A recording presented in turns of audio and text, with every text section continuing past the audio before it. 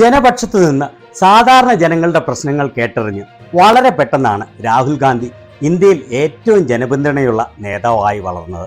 അദ്ദേഹം എവിടെ പോയാലും ജനസാഗരമാണ് തടിച്ചുകൂടുന്നത്. നിങ്ങളെ കാണുന്ന ദൃശ്യങ്ങൾ ഒരു തെരഞ്ഞെടുപ്പ് റാലിയിലെയോ പൊതുയോഗത്തിലെയോ അല്ല. അതുപോലെ ഇത് ഏതെങ്കിലും ദക്ഷിണേന്ത്യൻ സംസ്ഥാനത്തു നിന്നും ഉള്ളതല്ല. മറിച്ച് അമിത്ഷായ്ക്ക് മാനനഷ്ടം വരുത്തി എന്ന കേസിൽ സുൽത്താൻപൂർ കോടതിയിൽ ഹാജരാകാൻ പോകുമ്പോഴുള്ള ദൃശ്യങ്ങളാണിത്. അമിത്ഷാ കൊലപാതക കേസിൽ കുറ്റാരോപിതൻ ആണെന്ന് 2018 കർണാടകയിലെ ഒരു തെരഞ്ഞെടുപ്പ് റാലിയിൽ രാഹുൽ ഗാന്ധി പ്രസംഗിച്ചതിനെതിരെ BJPയുടെ ഒരു നേതാവ് കൊടുത്ത മാനനഷ്ട കേസിലാണ് രാഹുൽ ഗാന്ധി സുൽത്താൻപൂർ കോടതിയിൽ ഹാജരായത്. എന്നാൽ ഈ കേസ് തള്ളിപ്പോകുമെന്ന് 100% ഉറപ്പാണ്. കാരണം അമിത്ഷാ സഹ്റാബുദ്ദീൻ കൊലപാതക കേസിൽ 2010 അറസ്റ്റ് ചെയ്യപ്പെട്ട ആളാണ്. രാഹുൽ ഗാന്ധി പോകുന്ന വഴിക്കെല്ലാം വലിയ ജനസാഗരമായിരുന്നു. ഇത് അദ്ദേഹം എയർപോർട്ടിൽ നിന്ന് പുറത്തേക്ക് ഇറങ്ങുന്ന ദൃശ്യമാണ്.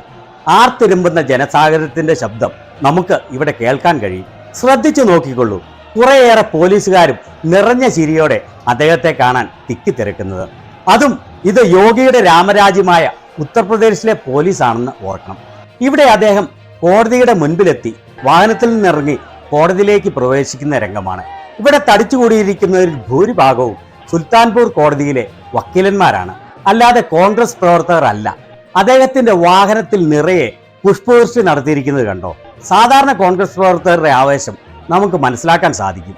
എന്നാൽ ഭരണഘടനാ ശില്പി അംബേദ്കറിന്റെ ചിത്രവും ഉയർത്തിപ്പിടിച്ചുകൊണ്ട് പൂമാലകൾ ഇട്ട് സ്വീകരിച്ചുകൊണ്ടും രാഹുൽ ഗാന്ധി കീ ജയ് എന്ന് വിളിക്കുന്ന ഈ വക്കീലന്മാരുടെ ആവേശം അദ്ദേഹത്തിന് കൈവന്നിരിക്കുന്ന സമാനതകളില്ലാത്ത ജനപിന്തുണയുടെ വലിയ തെളിവാണ്. കഴിഞ്ഞ തെരഞ്ഞെടുപ്പ് കാലത്ത് അദ്ദേഹം ഉയർത്തിയ ഒരു വലിയ വിഷയമായിരുന്നല്ലോ ഭരണഘടനയുടെ സംരക്ഷണം. ഇവിടെ അദ്ദേഹം കോടതിക്കുള്ളിലേക്ക് പ്രവേശിക്കുകയാണ്. 100 കണക്കിന് അല്ലെങ്കിൽ 1000 കണക്കിന് വക്കീലന്മാരാണ് അദ്ദേഹത്തെ ഒരു നോക്ക് കാണാനും അഭിവാദ്യം ചെയ്യാനും ഇവിടെ തിക്കിത്തിരക്കുന്നത്. ഇനി കോടതിക്കുള്ളിൽ പ്രവേശിച്ച് കോടതി മുറിയിലേക്ക് നടന്നു പോകുന്ന ഈ രംഗങ്ങൾ കണ്ടോ? 2 സൈഡിലും നിറയെ വക്കീലന്മാർ നിന്ന് അദ്ദേഹത്തെ അഭിവാദ്യം ചെയ്യുകയും സെൽഫി എടുക്കുകയും ഒരു വലിയ സൂപ്പർ സ്റ്റാറിനെ പോലെ, ഏറ്റവും വലിയ ജനനായകനെ പോലെ രാഹുലിനെ ഒരു നോക്ക് കാണാൻ വെമ്പൽ കൊള്ളുന്ന രംഗം.